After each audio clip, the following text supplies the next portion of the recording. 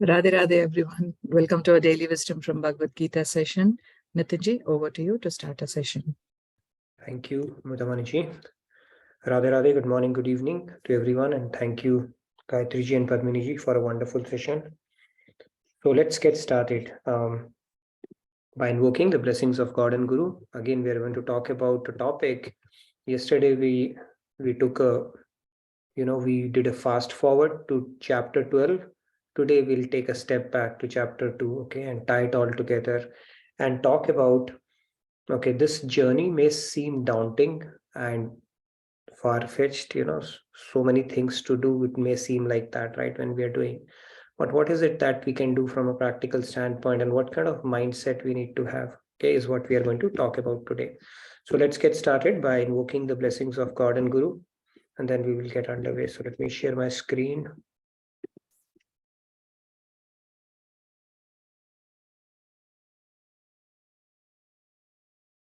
Are you able to see it?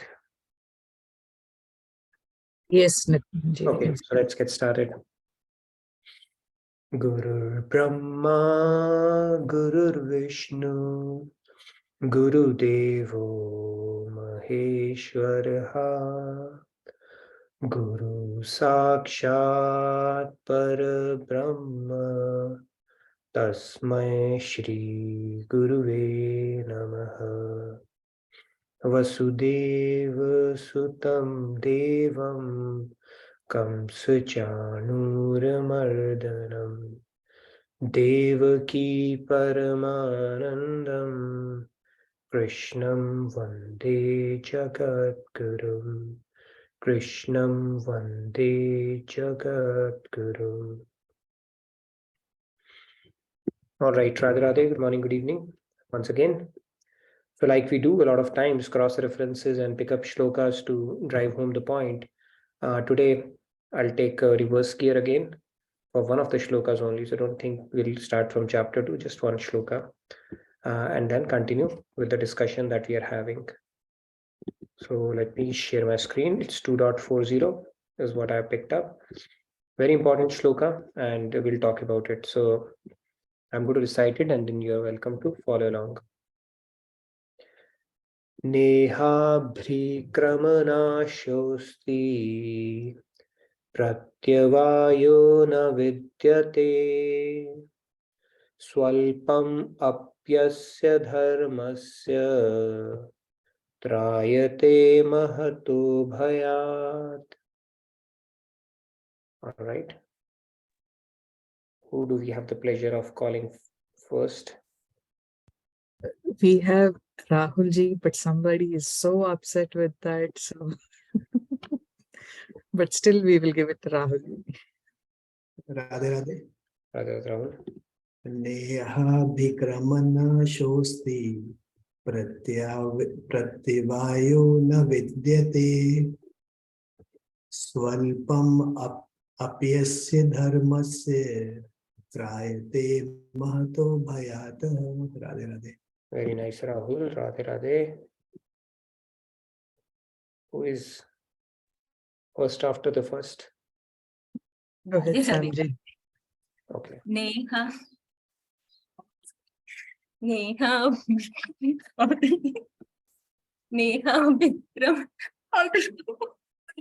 Rahulji, you please follow me. You don't compete with me from tomorrow. Neha Vikramana shosti pratyavayo na vidyate swalpamapyasya dharmasya trayati mahato bhayat. Radhe Radhe. Thank you, Sam. Radhe Radhe. Let's move on. Rameshi, please go ahead.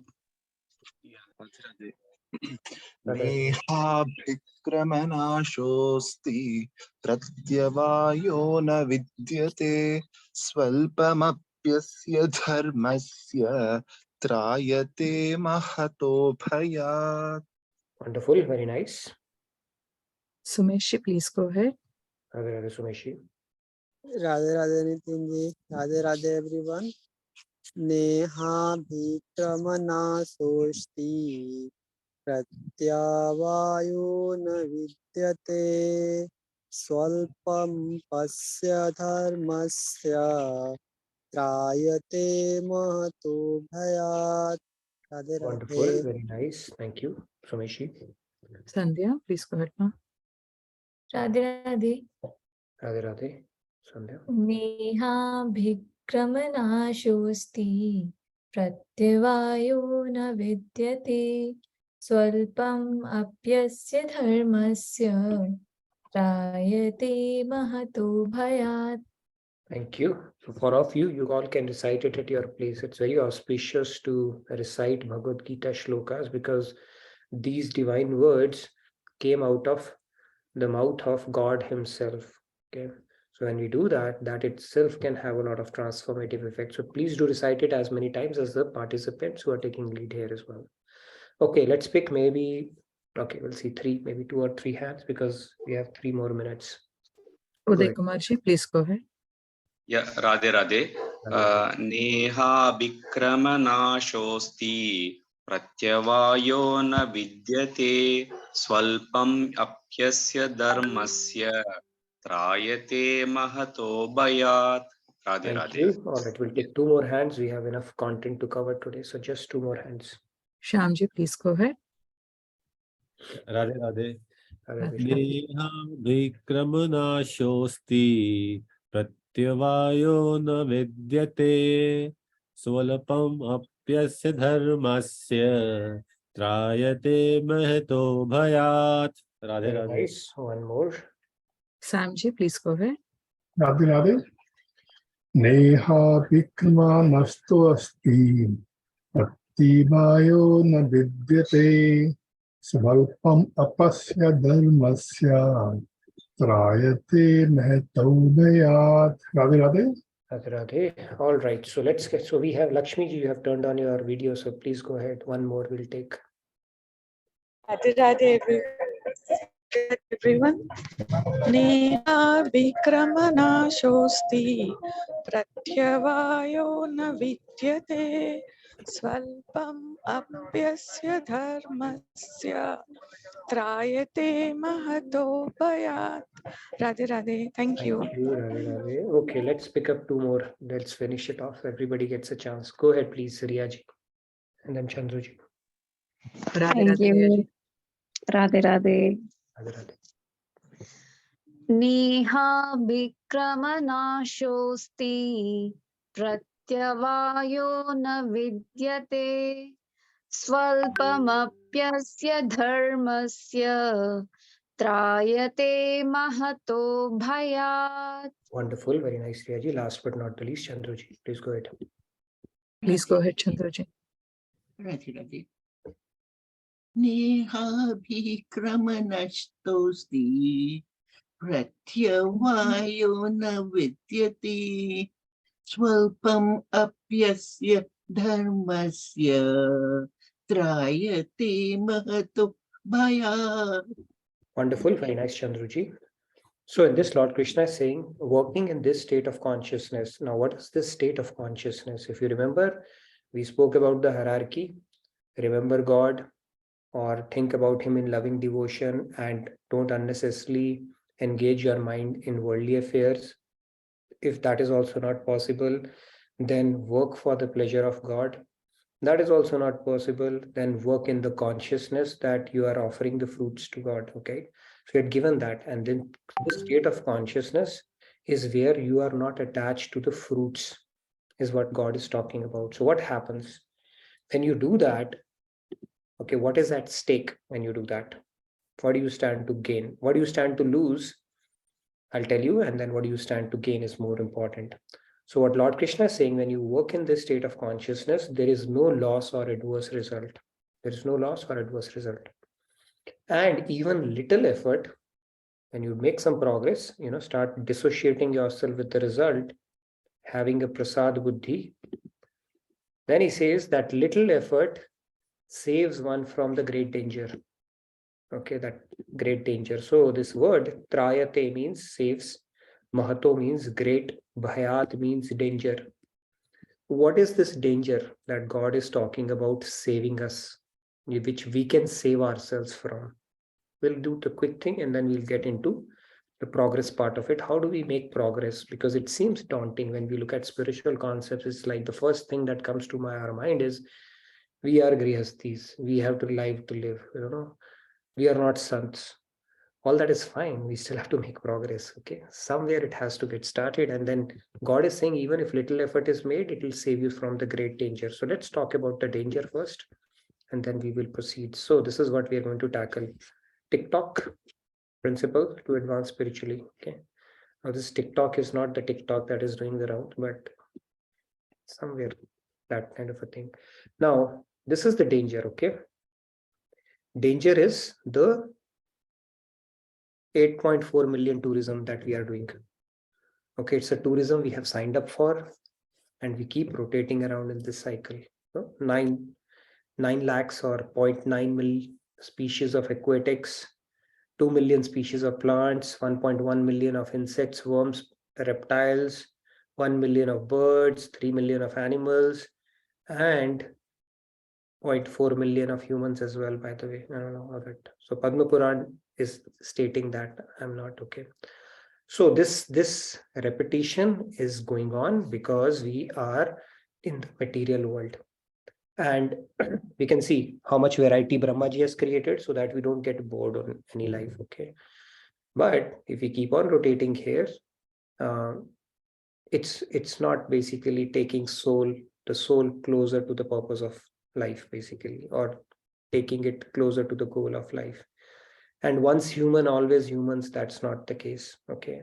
Having a back-to-back human birth is also a rare privilege that God gives to people who are progressing spiritually. Okay. So this great danger, when he's talking about Lord Krishna, is the danger of going to Bhog Yonis or the lower births, or this 8.4 million rotation that you are doing. That's the danger God is talking about. Okay. So let's move on. Even Srimad Bhagavatam, if you look at it, it says that while rotating in the cycle of birth and death in different species, because of our fruitative activities, fruitative means we are attached to the results of our activities. Then the dependent living entity by good fortune may happen to become a human being. This human birth is very rarely obtained.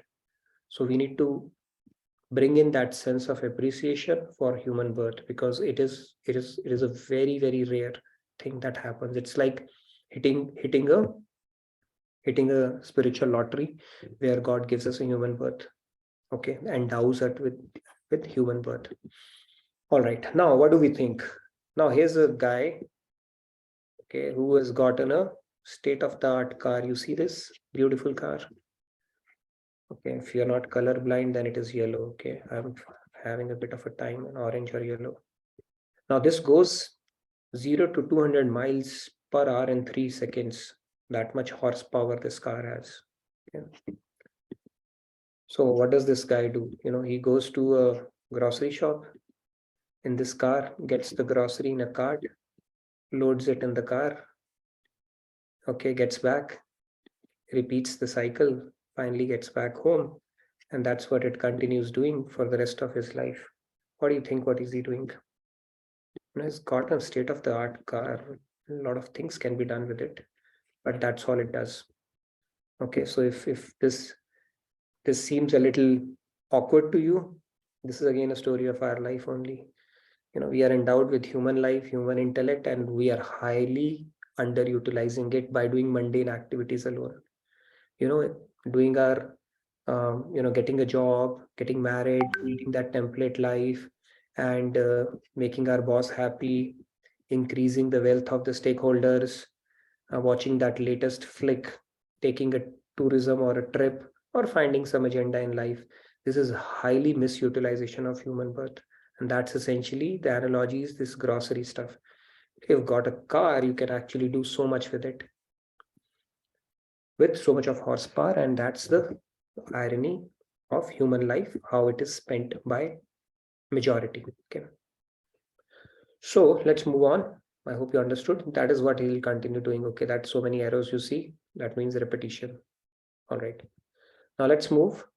Yesterday we spoke about this concept, idealism to realism, right? He said God started off with saying, fix your mind on me alone and surrender your intellect to me. Surrendering our intellect is the ultimate thing. Right? Like God says, Sarv Dharmam Parityajya Mamekam Sharanam Braj. That is the executive statement of Bhagavad Gita. Okay, so that is the peak. However, he started making concession to become a little realistic. He says, don't, if you're not able to steadily, put your mind to me, then practice remembering me with devotion while constantly restraining the mind from worldly affairs. Okay, so that is the second option he has given us. If you can't even do that, he says, can't even practice remembering me with devotion, then just try to work for me. Say, I'm going to work for the pleasure of God, not for my own sake. And even doing that, you can attain a stage of perfection. And furthermore, he goes, if you can't even do that, you can work for me in devotion, then renounce the fruits of your action and be situated in the self. Start renouncing that. And if you make even a little progress in renouncing the fruit, dissociating yourself, getting detached with the fruit, you will save yourself from the greatest danger. What is that greatest danger? Of retreating in 8.4 million. So God says, if you make it a priority, if you start practicing it, I'm seated within, I'll note your effort and I'll make sure you get a human birth in favorable situations so that you can continue with your journey. That is the promise is given in 2.40. That is why I picked it up. And finally, if you don't do it, then at least work. Okay, even if it is for your own sake, you will get some bhog yoni, because if you do good work, sattvic work, with good intentions, not related to God, you will at least get swarg. Although that's a different thing, you're still in 8.4 million, but at least do that. Don't at least go to hellish abodes. Okay, so this is the hierarchy you have to follow. Now let's move on. All right. So here's the clock. You see that? So when this clock was created, it was told by the factory man, you have to keep running for one kalpa. One kalpa, right? How big it is? The biggest unit of time known to humankind is one kalpa. One day of Brahmaji, when this pralay happened, all Chaturyugs put together, then 71 of those and into 10 some manvantar, that 14 manvantar and into 71,000 Chaturyugs constitute one day of Brahma. That is one kalpa. Now, if the needles were to think, so much of work ahead. Sigh, right? How do I take on such a long journey? Right? This face would come up immediately. It's a big journey to do that, right? So the wise man told it, one tik-tok at a time. That's what we're going to talk about, okay? You just do it one tik-tok at a time without thinking too far ahead. Okay, so tik-tok suspense is over, but we'll build on this concept now. You just focus on the next immediate step, okay, without thinking too far ahead. Because when you do that, you may get overwhelmed. Oh my God, how much thing is there? But the beauty is that incremental growth, or one tik-tok at a time, that we're going to talk about, is going to reap rich dividends in fairly quick time. Okay. So let's get into a bit of this concept. Okay, through story of three friends. Okay, this is a story of three friends. Who are these three friends? Dinesh, Ramesh, and Suresh. Okay, so let's see this story. What is the story unfold? So we'll leave aside one friend, and I'll tell you why we'll leave aside one friend and take the two friends, okay, from a story standpoint. So this friend, okay, let's give him a name, Baker, not Bekar, okay, Baker. Dinesh, let's give him knowledge gainker, and Suresh is nothing, kuch bhi nahi kar type. Okay, these are the three friends. Okay, I'll tell you basically the concept behind the naming these friends. Okay, now let's start with the story. What happens is these two friends, Ramesh and Dinesh. Okay, so what happens is, as the life is going on, Dinesh and Ramesh, they hit the COVID time period. Okay, COVID comes. So when the COVID comes, the world basically is at a standstill. So they say the things that we were always postponing in our life, we'll do it when we have time, we'll do it when we have time, and we'll do it when we have time, or we'll retire and things like that. Now they have run out of excuse. So they decided that things that we always wanted to do, Now it is the right time to do it. Okay, so as what happens? So Dinesh said, I always wanted to bake stuff. Okay, that's my hobby and my passion. So let me add about 150 calories a day. Doesn't hurt. But let me start picking up baking and inviting friends over and show my culinary skills and put it on Instagram and so many likes from people around it, right? Beautiful pastries, cakes, and stuff like that. And a matter of 150 calories, which is not a big deal. What does Ramesh do in the meantime? Ramesh says, okay, let me start exercising and joining JK Yoga sessions on Zoom. Okay, that is the tweak Ramesh does. Okay, so he said, okay, I'm going to cut 150 calories a day. And Dinesh said, I'm going to add 150 calories a day. Okay, not a big deal. So these are the two adjustments both of these friends made. Now what happens? Let's say 1 year passes by, COVID went much beyond 1 year. Okay, I'm going to take you timeline beyond COVID as well. But let's say 1 year passed by. So both look same kind of, people whoever saw Ramesh and Dinesh, they are kind of same.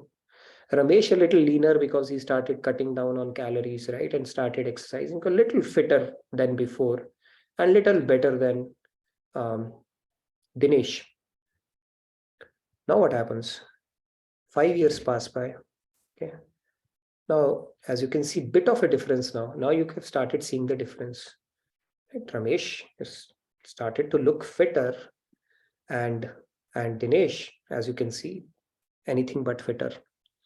However, something else starts happening as well because he's put on a lot of weight. Of course, his energy levels have started dipping. And when the energy levels start dipping, the health starts deteriorating, right? And then when your health starts deteriorating, you have, the work, you are always playing a catch up with your personal life and even a professional life. So a lot of stress that he started experiencing at work, his performance is taking a beating. Now, in order to beat that stress, he has started becoming a couch potato because nothing like watching a thriller or Netflix after a long, hard day where he gets a nice bashings in office from his boss. So now he's become a couch potato as well. And now, because he's stressed out and spending so much time watching TV and escapism, because he's stressed out, his wife is realizing that he's no longer the same guy. Now there's a strained relationship at home also because of all of this stress. That is the trajectory Ramesh's life has taken. Okay, what's going on with Dinesh in the meantime? So Ramesh, who has started exercising in JQ, he's efficient in navigating through problems coming, but he's just figuring out ways how to get around it, right? Like a very skillful driver.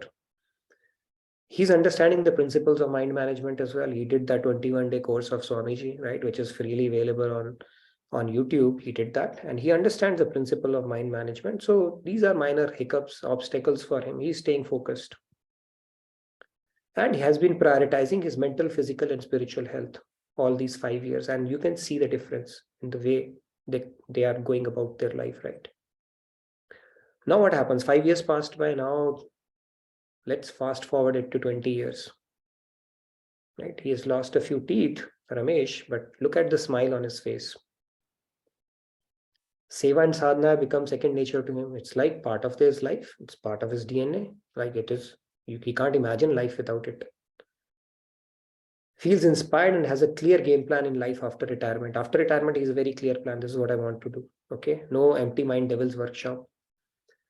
And what is going on with Dinesh? He's worn down with problems in life with no plan B. Complaining, whining. He's got a raw deal in life. Worst set of people he has met with. Everybody is out to, take an advantage out of him. Life is unfair. He's got lemons in life. Okay, look at the attitude and difference between. Now, where did it all start? Minor tweak. One started more on the path of bhog. Let me add a new hobby and all that. Other said, okay, let me discipline you. Utilize this adversity of COVID as an opportunity. Small change. Incrementally what happened as we see, and that is how our life's trajectory gets shaped. See, it's like driving on a highway. When we are driving on a highway, Texas roads, especially if you have seen, you don't have to take a big U-turn, right? We have so much of space because There's neither sea nor mountain on either side, just a lot of green fields, right? So wide roads. Now, if you have to change the direction from east to west, north to south, it's not an abrupt turn. Slight maneuvering of steering that you do, slight maneuvering you are doing, and before you realize it, you have already changed the direction. Similarly, in our life, you don't have to take a drastic thing. Slight adjustment you do, done, repeated over a period of time, it has a compounding effect in our life. Remember that example we have spoken about of ferns and bamboos, right? Ferns, they sprout very quickly. Speed, getting first is not a big deal. It doesn't matter. Fern, it mushrooms like anything and then finishes off as well. Bamboo, it takes 5 years even to sprout because all the work is being done underneath. It's building solid roots. And then after 5 years, it just sprouts magnificently. So the point here being, there's no drastic knee-jerk change that is needed, but small changes, when done incrementally over a period of time, they give us immense results. We often underestimate the power of incremental progress, small steps, right? And overestimate what it is required to get from point A to point B, especially when it comes to spirituality. We don't have to do anything great, big. Just latch on to those small opportunities and start making those tweaks. And then, as you can see, the whole trajectory of their lives have changed, right? If, by the way, you were worrying, or if you're thinking what happened to Suresh didn't do anything. Okay. So this is the law of incremental growth. Okay. When you apply those small baby steps, it can change completely the trajectory of your life. It may not be evident immediately, but over a period of time, you will see your trajectory of life would have changed. Even if you compare with your friends, if you have started doing something different, you would have seen in 4 or 5 years time, they might still be doing the same stuff. The challenges of the life are same for everybody, but their perspective towards it is stagnant. Complaining, whining, and not knowing what to do when things go bad, and hoping against hope that everything in life will be perfect. They'll meet perfect people, they'll land into perfect relationships, they'll get the best job, they'll have the most perfect boss. All these are hoping against hope. That's not the purpose of universe. It is always going to throw curveballs our way. And then if we are Dinesh, then good luck. If you are Ramesh, you already sorted it out. Life becomes a cruise at that point. How did it start? With a small adjustment in the life, and it became a routine, and it changed the trajectory of life.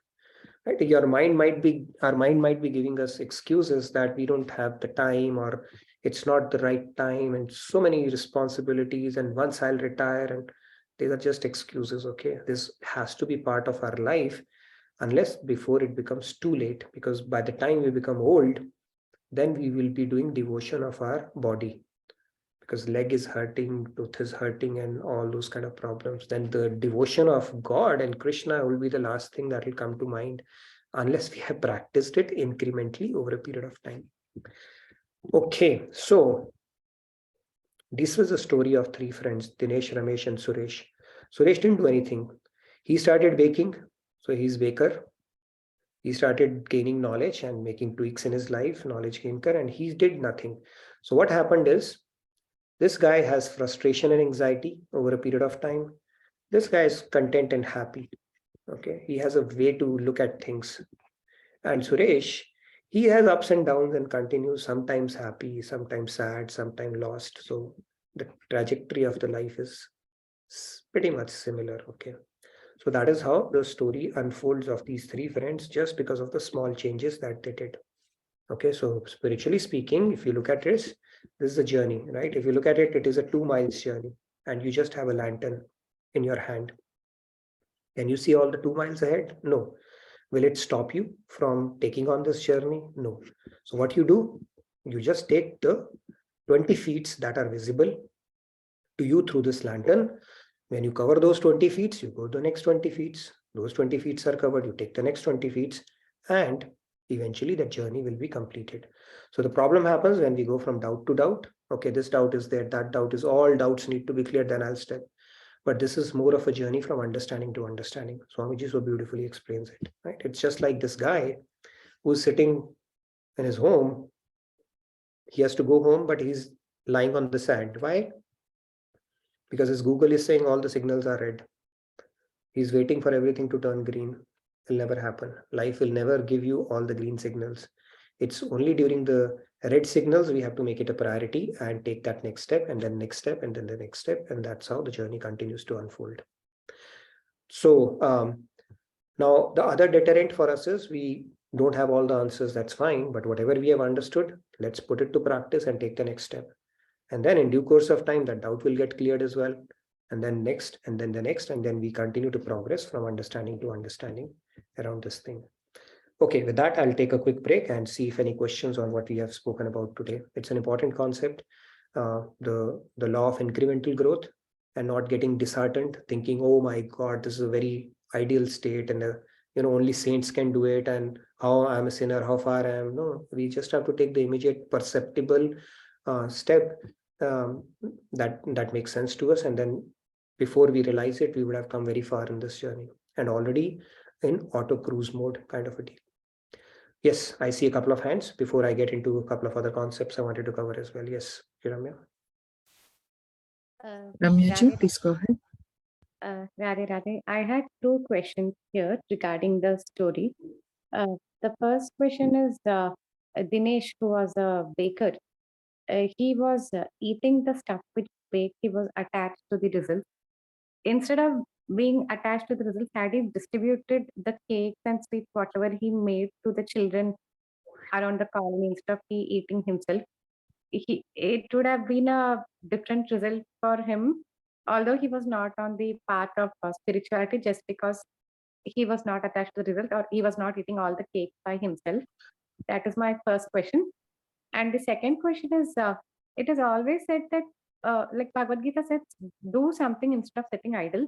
But in the story, the guy who did nothing, there was no harm to him, but the guy who did something, who had, who was utilizing his time, who was baking, but he was adversely affected.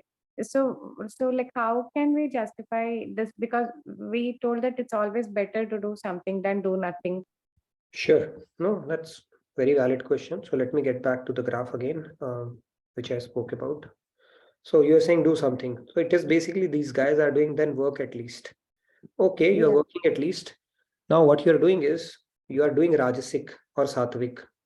If you don't work, you're doing Tamasic, right? Both the three things will give you material results only.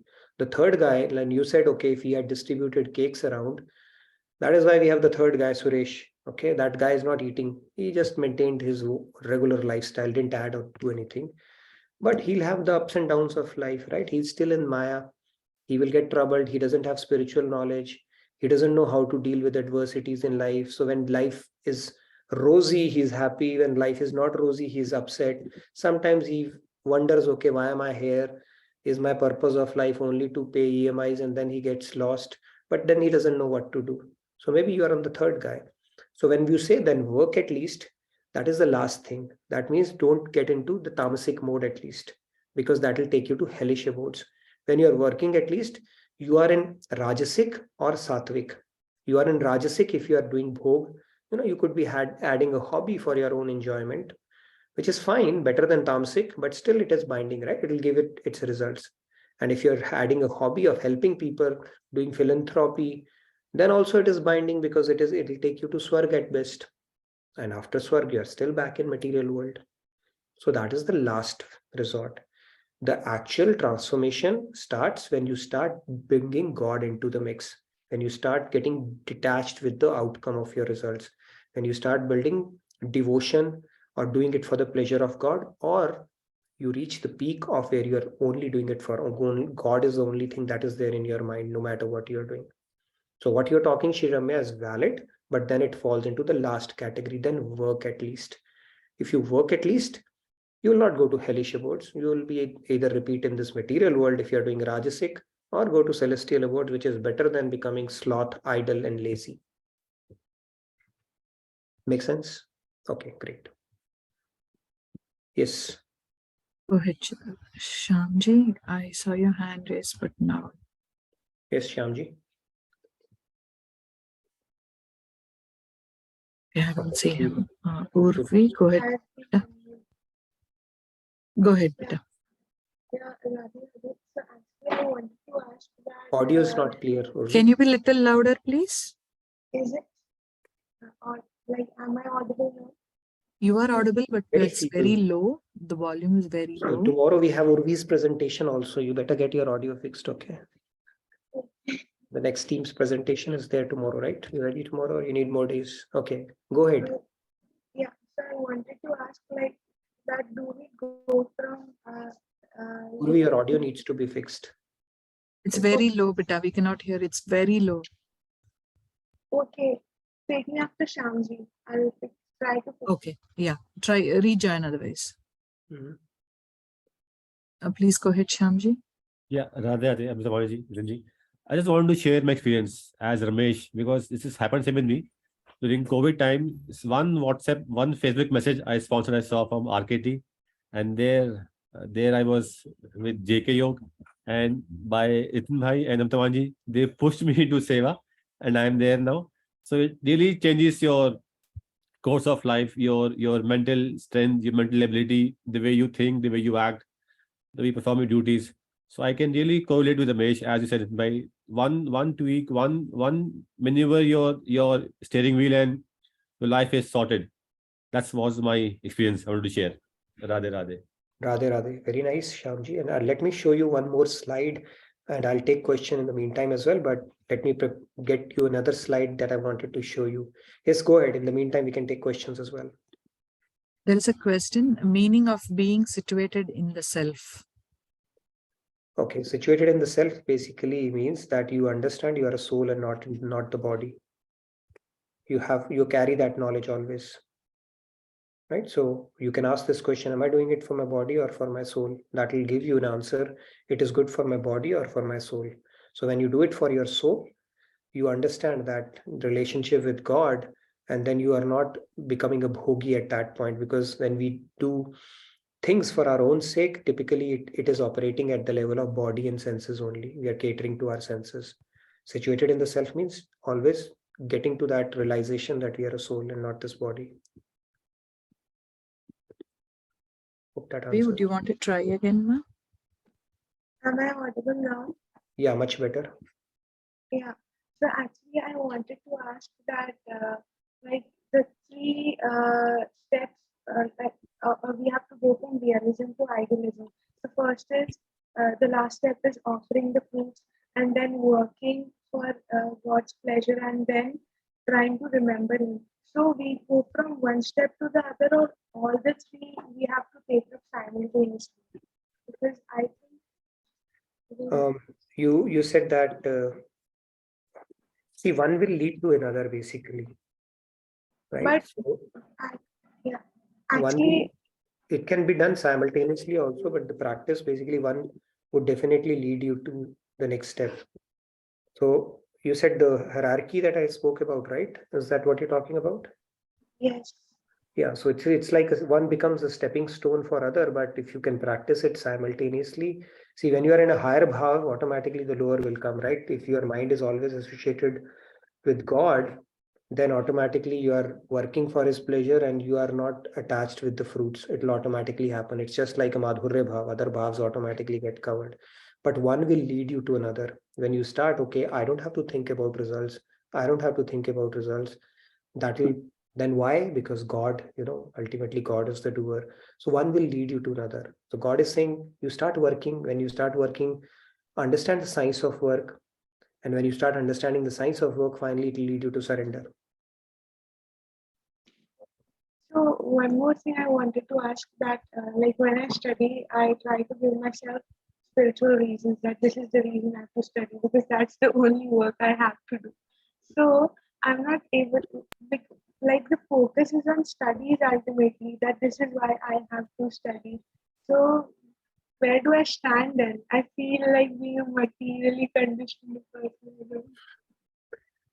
Yeah, I get that. So yeah, basically, see, when we are working, we can't think of God, right? But when you have practiced sufficiently, thought about it, somewhere at the back of your mind, it's there. Why am I doing it? I'm studying so that always keep on reminding yourself, so that I become financially independent, so that I can do seva comfortably for the rest of my life, so that I'm not dependent on my parents and I can take decisions on my own. So that we just need to keep on reminding ourselves, right? When I work, I mean, if even there is no motivation, you tell yourself, it's justifying your paycheck.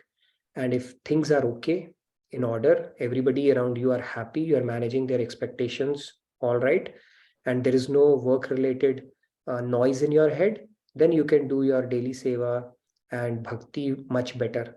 So that back of the mind, the goal is always to be able to do seva and sadhana without any unnecessary distraction. In order to make that happen, you still have to do the work. So with practice, that will become a second nature, right? You don't even have to think at that point. It's like, I just have to do it really well, and then my goal is something else. I'll tell you an example. There was a guy who goes to marry a girl, and her father said that when you will start earning 1 lakh rupees a month, maybe it's a very small amount nowadays in India, then I will give my girl's hand to you. Okay, so guy said, okay. Now he starts working. He starts working really hard at office. Now, when he's working hard, you think he's getting attached to the work and thinking about the work? No, his goal is to marry that girl. So that means that goal is still at the back of his mind. It's not all of a sudden he's forgotten the girl and now he started, liking his boss or liking his work. No, he's very clear. I need to work hard so that I can get promotion. My boss becomes happy. I get that paycheck of 1 lakh and then I can go and marry that girl. So that objective is always clear. So that is very clear. And that is something we can imbibe in our heads also when we turn up for our work or doing studies or whatever station of life we are in. Okay. Makes sense? But this is an uncomfortable situation to be in. See, Swamiji has given you guidance. Try this. If it doesn't happen, try this. And then anyway, your life is all set, right? He'll take care of you.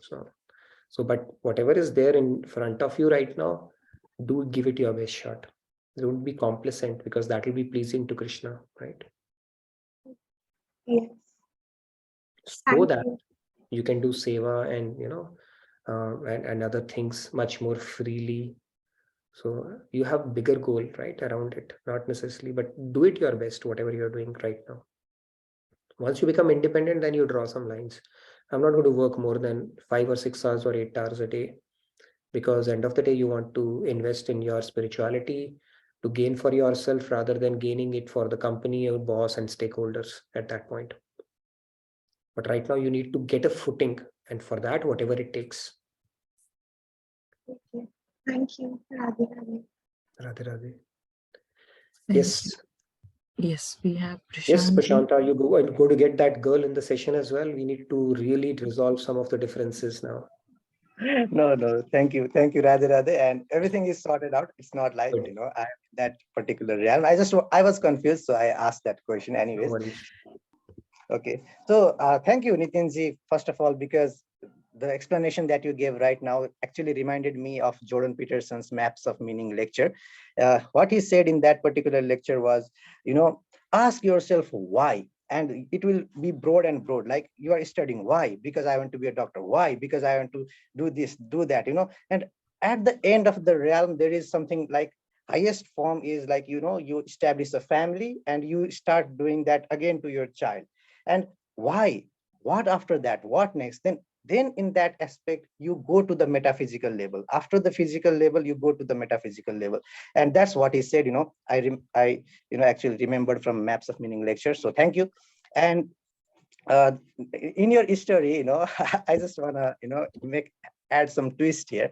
So that guy wants to marry that girl. Okay, fair enough. Okay, right. That is in the back of his head. So after being able to earn 1 lakh rupees, or let's say 10 lakh rupees, whatever that is, if he says, well, now I am capable of this much, I deserve a girl far more better than you. So in that case, what would be the twist there?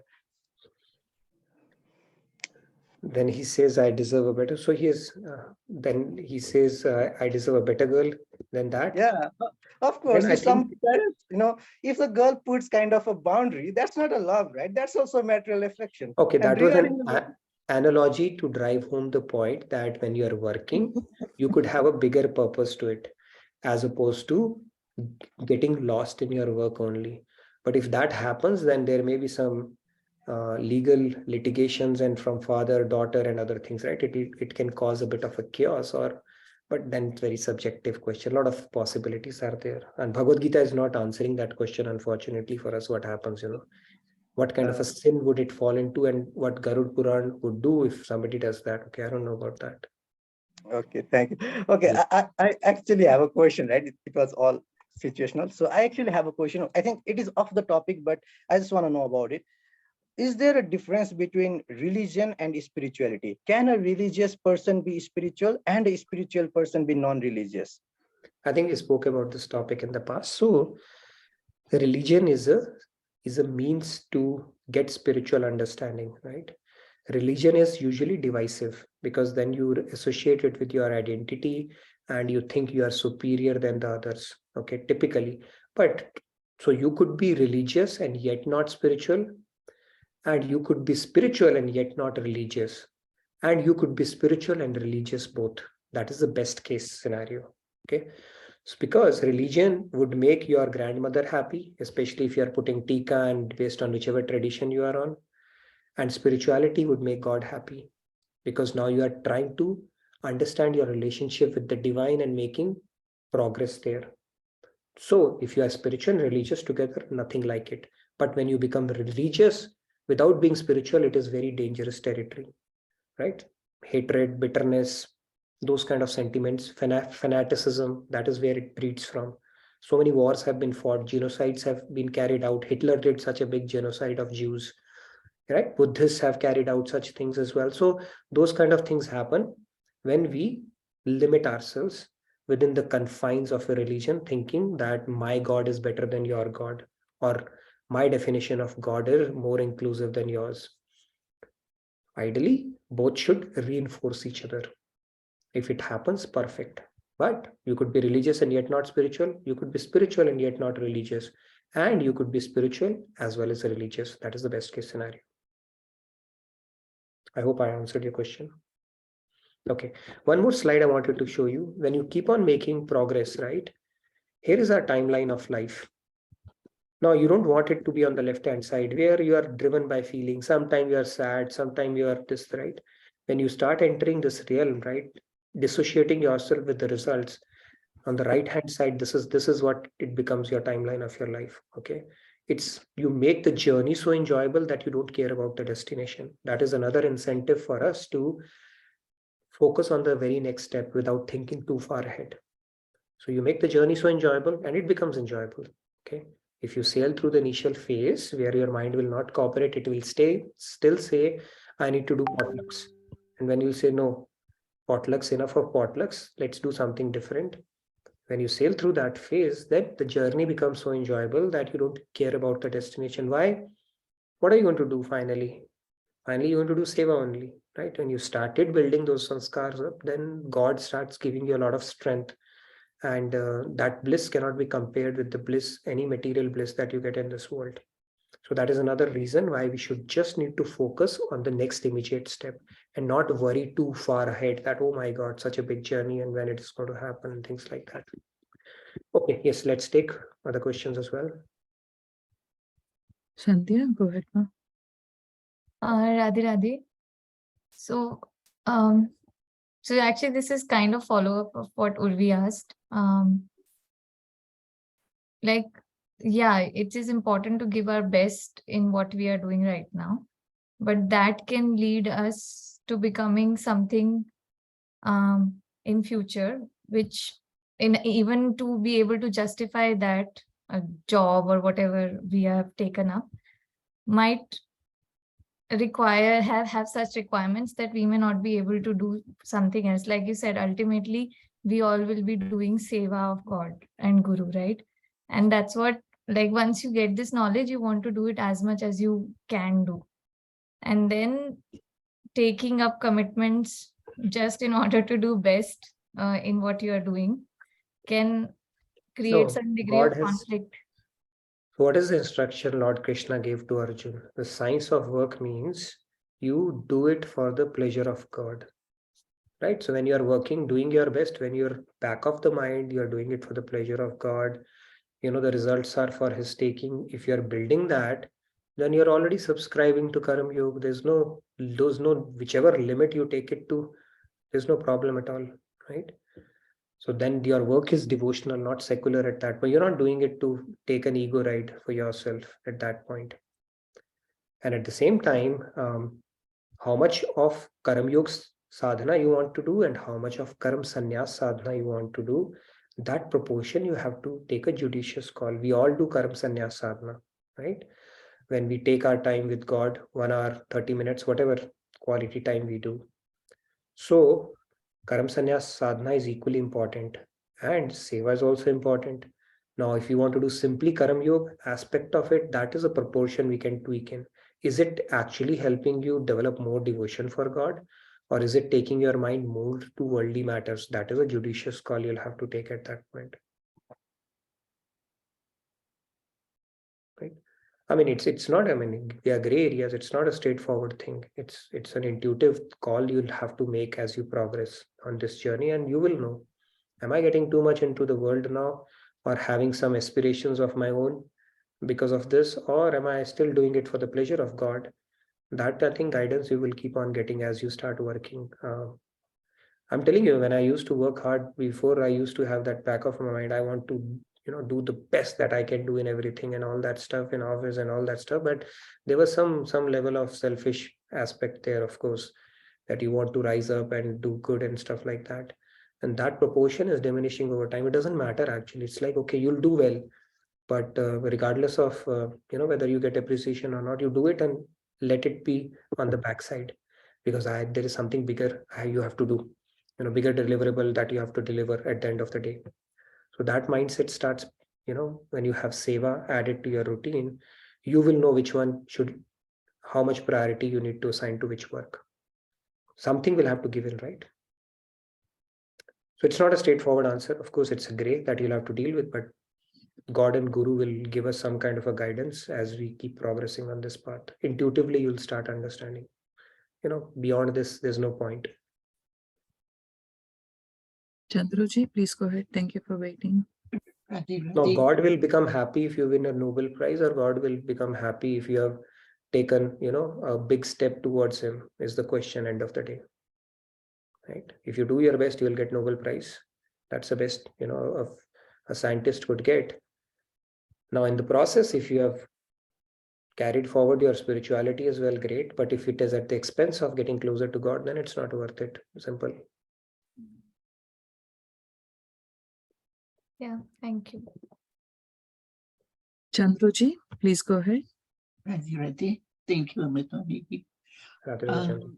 Nitinji, I was going to say about the story about the Dinesh example. He did the baking and did not do much with it. On the contrary, he gained the weight in 20 years. But had he also joined the JK Yoga sessions and spiritually progressed and mind management lessons, he would have probably compounded the interest as a business and gained much more, profits and got better in life. Unlike Ramesh, he was successful and he was neutral and he was happy. However, I have a second thing to ask of Urvi, if she could help me, give me some tips on the fundraising. I am somewhere like Dinesh with the baking and with the fundraising. I'm not getting anywhere ahead. It's not my ego. It's not that I wanted to be, somewhere at a marginal figure, but I'm not getting anywhere. People are thinking I'm trying to sell, but I'm not selling. I'm doing it for spiritual reason. I'm doing it for seva. I'm doing it for the love of God. That's why I want you to have the Bhagavad Gita book and read it and learn as much as, experience the happiness that I'm getting from the Bhagavad Gita course. I want them to feel the same, but they misunderstanding me. So help me out over here. So Urvi, we can patch you up with Urvi, and she can give you some offline things which have worked for her. There may not be a formula around it, but Urvi, please feel free to share with Chandruji. I'll patch you up and see, Chandruji, if it works. Okay. There's no one formula. Anything can work. I mean, not too long ago, that Pani Puri stall for us worked wonders. You were able to raise 3,000 in one day. Can you believe it? So anything can work. And Urvi, if you were to ask me, I think what has worked for her is the faith that she's doing Guru Seva, and she's been relentlessly calling people around, right? She started off with a target, very small target, 1,000, because she's not even earning. So she would put in the money that she got from her relatives and said, okay. And then that target kept on expanding. And now today, I mean, I think she's more than close to 75,000, I believe. Just the faith and conviction that it will happen. So something goes around. But yeah, feel free to share, what has worked for you, Urvi. And we have a angels meeting coming up with Swamiji as well. So let's share some inspiring stories there as well. Chanduji, I'll patch you up with Urvi. Urvi has a wise head on her young shoulders, and she will definitely share what has been working now for her. I have invited all my friends and family members from Facebook, and I put a pledge over there. I got a $5,000 goal. So I'm doing it, and I'd like to invite you also to come and do the fundraising with me. So let's see. Good luck with the response I get. I hope get good ones. Wish you the very best, Chandruji. Thank you. Yes, Shriyama, you had a question as well. Any announcements? I think we have a hard stop at 10. Swamiji's lecture is going to start, so people are attending that.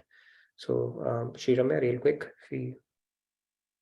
Yes, sorry. Regarding the same story, I was thinking that the best thing for Dinesh would have been to make it for God, because he has the tendency to bake, thinking that if God would like it, and go to temple and give it as a prasad to everyone. In that way, his hobby would also have been satisfied, and he would have come in contact with God also, with the devotees. Yeah, there are ways to dovetail our hobbies towards God. Anything we can dovetail. He's thought of enjoying himself, right? Added those 150 calories a day, and that is what made all the difference down the line, because that was more of a bhog, right? Rather than taking an austerity to take care of the health part of it. Yes, anything can be dovetailed. He could have started a fundraiser with his cakes. He could have given it to people who don't have food. So many things he could have done for sure. Great. So any announcements, Pallaviji, because we have a hard stop. That's Amritamaniji, sorry. No, sir, announcements. It's Shivir that is going on right now. So please do join that. We have Swamiji's lecture starting in a minute.